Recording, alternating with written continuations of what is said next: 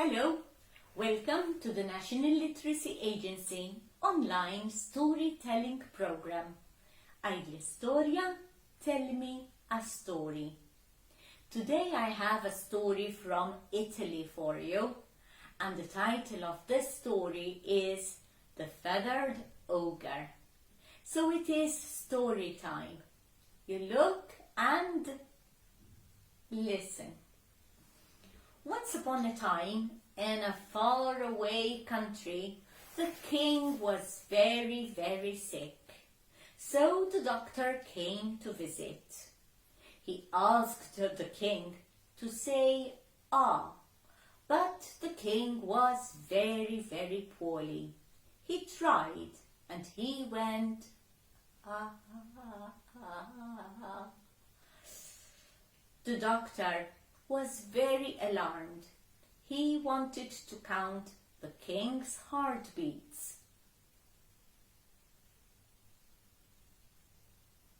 Something was very, very, very wrong with the king.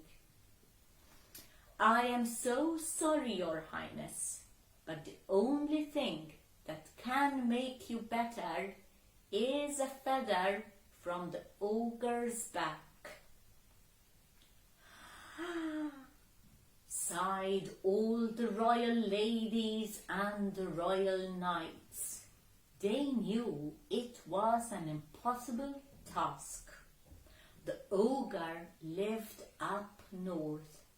He had an island, and every year he crossed the sea and he came to the mainland, and he chose 100 of the most tender young man and woman, and he took them back to the island and stored them for food. His daughter once visited her auntie up north, and she was taken away by the ogre. There were so many young men who tried to save her and bring her back, but sadly none of them came back. Yes, everyone knew that bringing a magic feather from the ogre's back was an impossible task. Well, the king said that if anyone tried, he would give him half of his kingdom, and he would let him marry the youngest princess. Nobody put himself forward, but the young gardener gave it a thought, and he said, "I have been weeding this potato patch all my life. I have been catching caterpillars from the royal potato cabbage patch all my life. Half of the king's kingdom. That's good. Marrying his youngest daughter. She's always making faces at me when I look up at the window. Well, I won't think about that. But half the kingdom? Yes, I will give it a try." And so Pirolo put away the spade, and he found a very strong stick, so he could hold on to it while he walked. Pirolo walked, he went uphill, he went downhill, he walked in the fields, where the grass was as soft as silk and as green as a frog. He walked on the rocks that were as crooked as a witch's nose. he came to the end of the kingdom. There was the sea, but there was no boat, and the gardener, Pirolo, was calling out, "Hello! Hello! Is there a boat anywhere? Hello!" And he heard someone rowing a boat.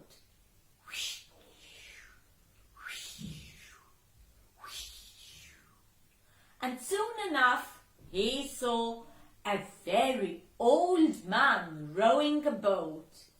He had a very white, long beard. It was out of the boat and into the sea. "Hello," said Pirolo. "Will you please take me to that island?" And the old man replied, "Young man, I have been rowing this boat for 1,000 years. I am worn out to the bones, but the ogre has put a spell on me, and I can't get rid of these oars. So, passenger or no passenger, it doesn't make a difference to me." Pirolo was very sad to hear the old man's story. He jumped into the boat, and in no time they were at the island. The old man told him to knock on a huge yellow door that led to a cave. Pirolo was all ready with his stick, just in case he needed to poke the ogre on the nose. And he knocked on the door, very hard knocks. Boom, boom, boom. The door opened.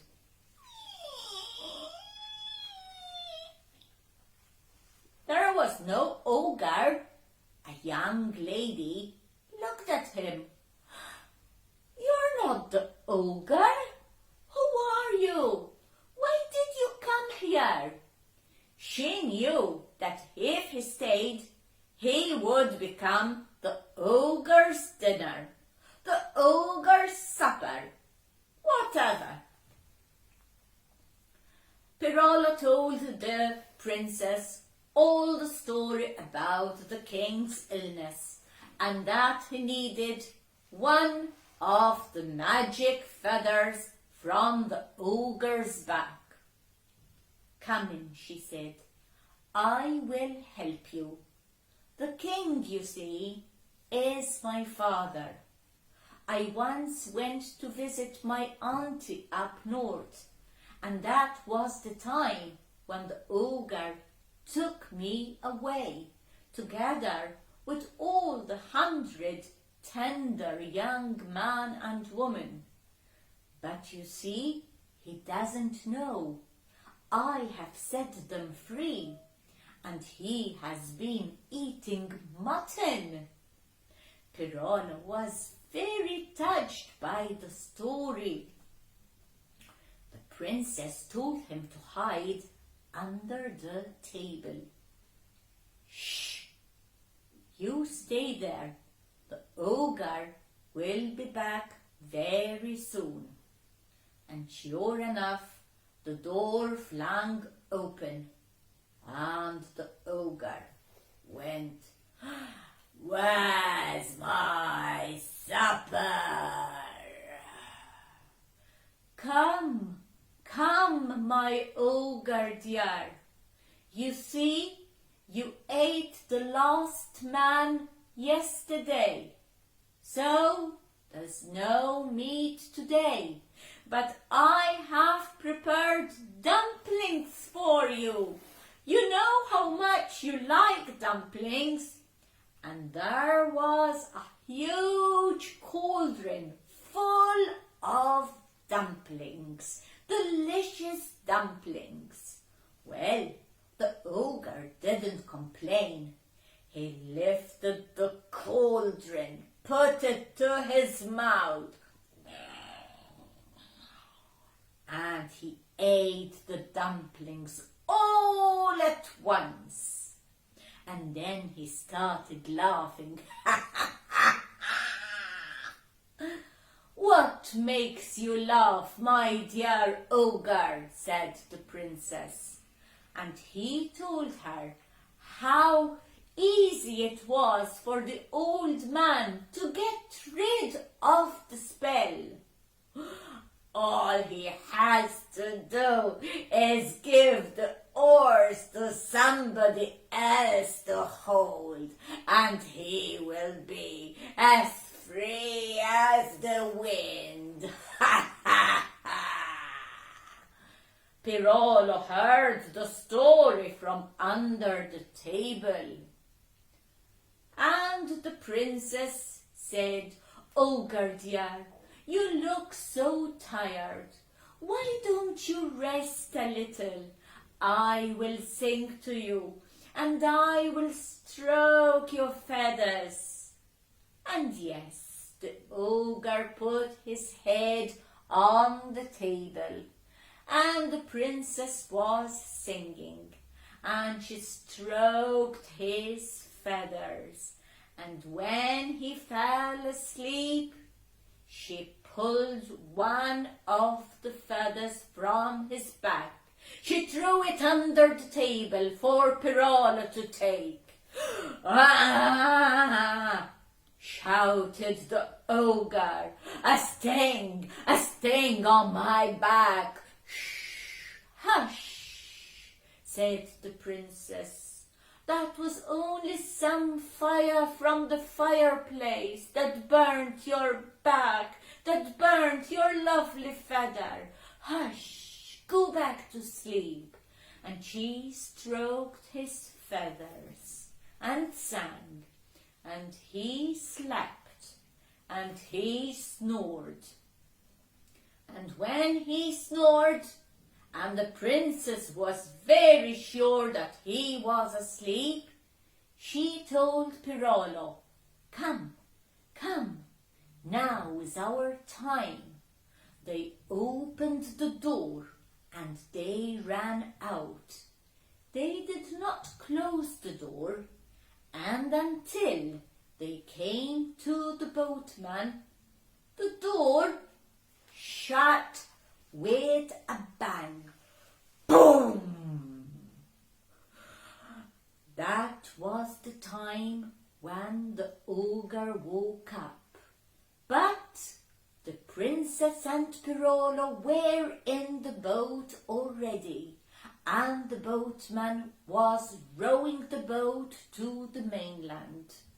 Pirolo told the boatman how easy it was for him to get rid of the ogre's magic, the ogre's spell.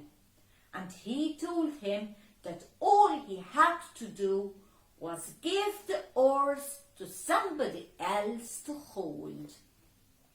Well, Pirolo and the princess ran and ran.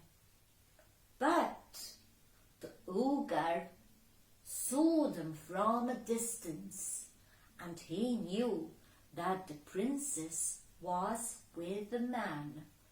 "I will catch those two! I will catch those two!" But he still had to wait for the boatman to go back to the island. He jumped on the boat, and he told the old man to hurry. "Row, row faster!" And the old man said, "Ogre, I have been rowing for 1,000 years. You're a mighty ogre. You row the boat." And the ogre forgot all about the spell, and he took the oars, and he rowed the boat as fast as he could. until they were in the shallow water, and the old man jumped off the boat, and he ran to a place where he was safe. And who was holding the oars now? Yes, the ogre! So the spell was on him, and he has to row the boat until doomsday. Pirolo and the princess got to the palace. How happy was the doctor! He took the feather and he boiled it, and all the insides from the feather went into the water, and he made the king drink the water. It was not good, but it made him feel well and strong. How happy the king was to see his eldest daughter, and how happy the sister was to see her older sister. Yes, the king kept his promise, and Pirolo had half of the kingdom. He even married the older daughter, because the youngest daughter was still making faces at Pirolo. And that is the end of our story today. I do hope you enjoyed. Thank you very much for listening. Until the next story. Bye-bye.